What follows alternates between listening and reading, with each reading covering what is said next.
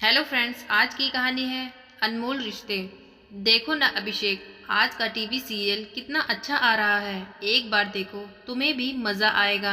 आज का एपिसोड बहुत ही स्पेशल है। कीर्ति अपने पति अभिषेक से बोलती है, प्लीज़ कीर्ति मुझे काम करने दो, मुझे परेशान मत करो।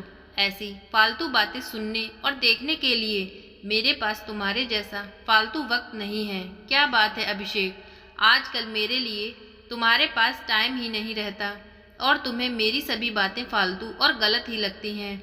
तुम्हारी नज़रों में मैं इतनी ही बुरी थी तो तुमने मुझे प्रपोज करके शादी ही क्यों की थी? उस वक्त तो तुम बड़ी मीठी मीठी बातें बोलते थे, ऐसे जताते थे कि ना जाने तुम मुझसे कितना प्यार करते हो, और अब तुम्हें मेरी बात अच्छी नहीं लगती। तुम मेरी बात सुनना भी नहीं चाहते। अभिषेक बोलता है, हाँ भूल हो गई मुझसे, लेकिन अब क्या फ़ायदा ये सब बोल के कि भूल हुई, अब निभानी तो पड़ेगी ही ना जिंदगी भर। गुस्से में अभिषेक कुछ ज़्यादा ही बोल जाता है।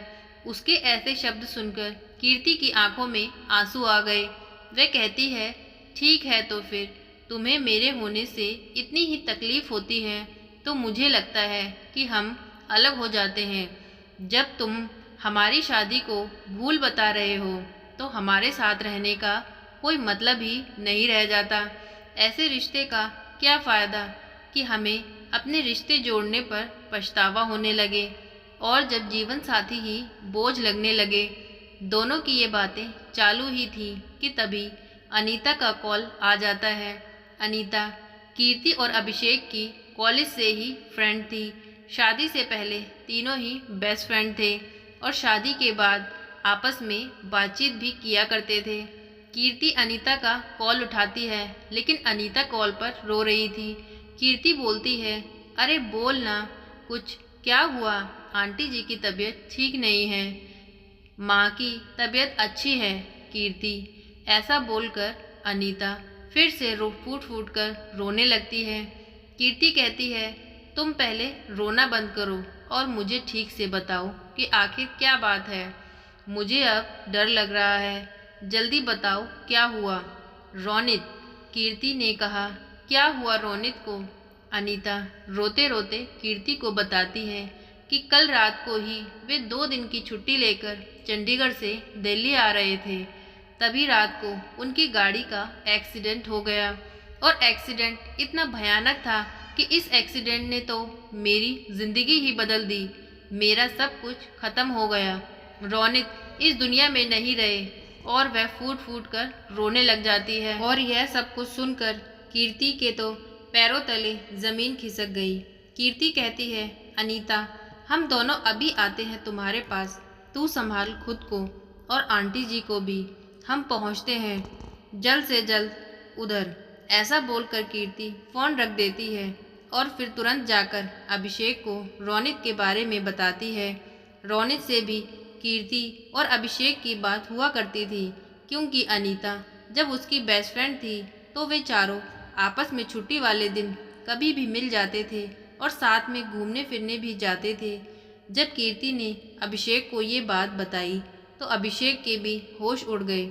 उसे भी ये सब कुछ विश्वास करने के लिए बड़ा मुश्किल था। उसने कीर्ति से कहा, परसों ही तो मेरी रोनित से बात हुई थी।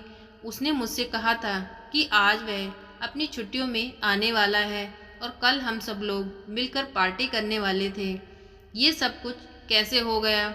और फिर अभिषेक तुरंत गाड़ी निकालता है और वे लोग तुरंत अनीता के घर के लिए रवाना हो गए।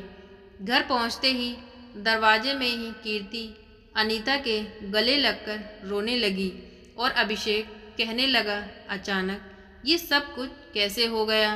वे दोनों अनीता से कहते हैं, संभालो खुद को, तुम्हें तकलीफ़ होगी, प्लीज़ संभालो।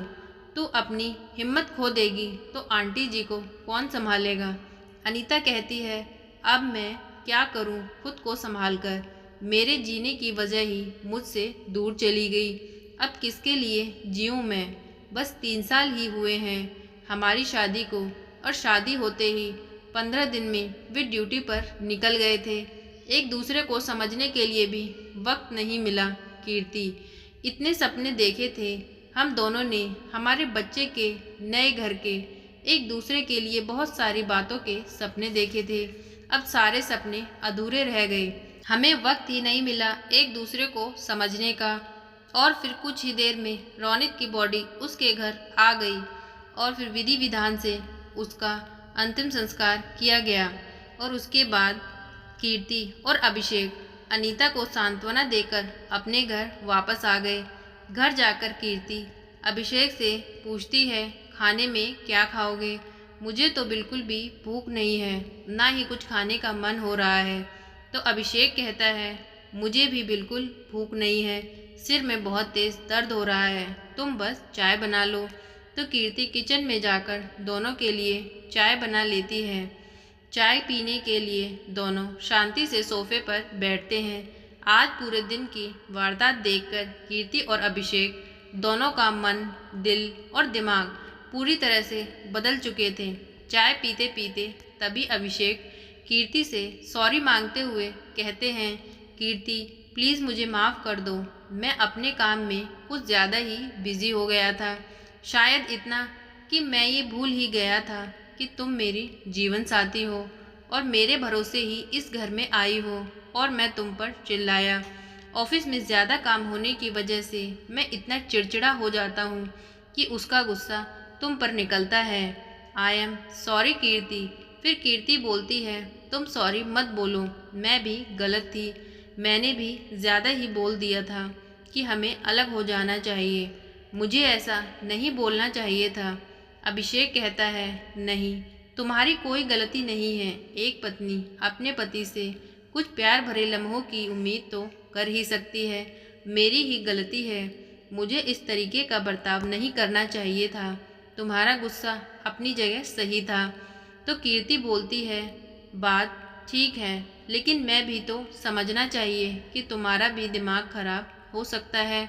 ऑफिस के काम का प्रेशर तो होता ही है, घर की जिम्मेदारियां भी हैं। और कीर्ति अभिषेक दोनों एक दूसरे को समझने लगते हैं और आपस में ये तय करते हैं कि वे अपनी सारी ज़िंदगी को इसी समझदारी और सूझबूझ के साथ जिएंगे।